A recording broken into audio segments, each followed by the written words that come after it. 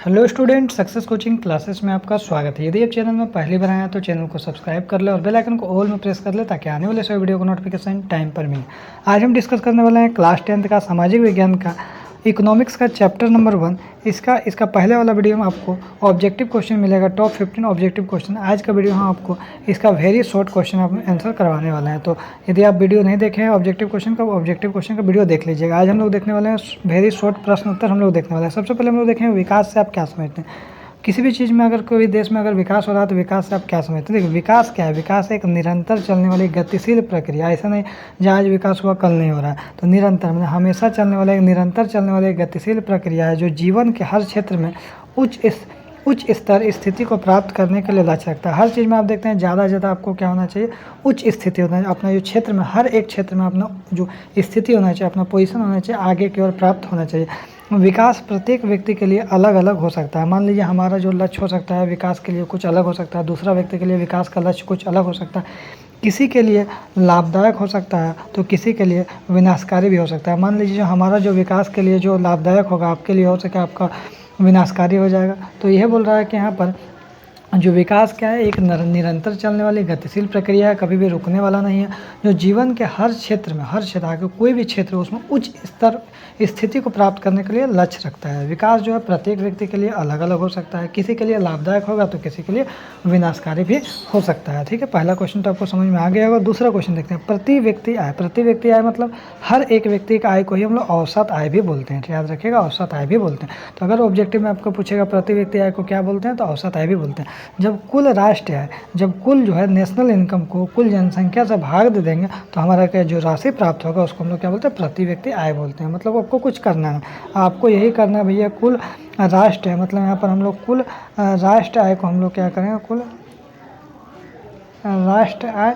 को हम लोग क्या करेंगे, कुल जनसंख्या से भागा करेंगे। कुल जनसंख्या से अगर हम लोग भागा कर देंगे तो हमारा क्या निकल जाएगा, प्रति व्यक्ति आय निकल जाएगा। आगे देखते हैं क्या बोल रहा है, शिशु मृत्यु दर कितना है। तो किसी वर्ष में पैदा हुए 1000 जीवित बच्चों में से 1 वर्ष की आयु से पहले 1 साल से पहले मरने वाले बच्चों की संख्या का अनुपात को हम लोग क्या बोलते हैं, शिशु मृत्यु दर बोलते हैं। मान लीजिए 1000 बच्चा में मात्र 400 बच्चा क्या है, जीवित बच पा रहा है। 400 बच्चा तो 400 और 1000 बच्चा है। एक यहाँ क्या बोला, 1 साल के भीतर मर जाने वाले बच्चों की संख्या का अनुपात बताए। 400 बच्चा मान लीजिए मर जा रहा है तो इसका अनुपात क्या निकल जाएगा, 2 गया, 2 दूनी 4, 2 5, तो 2:5 क्या हो जाएगा आपका, शिशु मृत्यु दर का अनुपात हो जाएगा। आगे यदि देखते हैं क्या बोल रहा है, साक्षरता दर क्या है। देखिए साक्षरता दर समझिए, 7 वर्ष और उससे अधिक आयु मतलब बच्चा को नहीं काउंट करना है, 7 वर्ष या उससे अधिक आयु के लोगों को साक्षर जनसंख्या का अनुपात को साक्षरता दर कहते हैं। ठीक, क्लियर हो गया। 7 साल या 7 साल अधिक जो आयु वाला लोग है उसमें साक्षरता जो साक्षर संख्या है, जो पढ़ा लिखा लोग है उसी को हम लोग साक्षरता दर बोलेंगे। समझ लीजिए। फिर 7 साल से अधिक वाला बच्चा को हम लोग क्या बोलेंगे, साक्षर जनसंख्या का अनुपात को साक्षरता दर कहते हैं। निवल उपस्थिति अनुपात में 6 से 10 वर्ष की आयु में स्कूल जाने वाले कुछ बच्चों को उस आयु वर्ग के कुल बच्चों के साथ प्रतिशत की उपस्थिति में अनुपात कहलाता है। मैंने जो देखिए साक्षरता का मतलब क्या, पढ़ा लिखा लोग। जो हमारा जो देश में 7 साल से ऊपर है, जो 7 साल से ऊपर जो है लगभग आपको 60 से 70 साल तक जो कितना लोग पढ़ा लिखा है, कितना लोग पढ़ा लिखा उसी को अगर हम लोग देखते हैं तो ये हमारा क्या हो जाएगा, साक्षरता दर हो जाएगा। ये कितना हमारा साक्षरता दर है।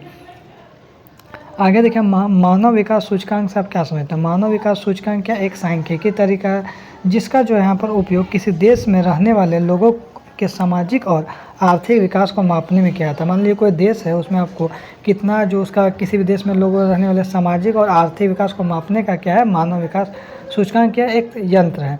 यह एक देश में क्या करता है, शिक्षा हो गया, स्वास्थ्य हो गया, जीवन की स्थिति को बताता है। क्या करता है, मानव विकास सूचकांक किसी भी देश के बारे में शिक्षा, स्वास्थ्य ये सब को बताता है। आगे देखते हैं, बोल रहा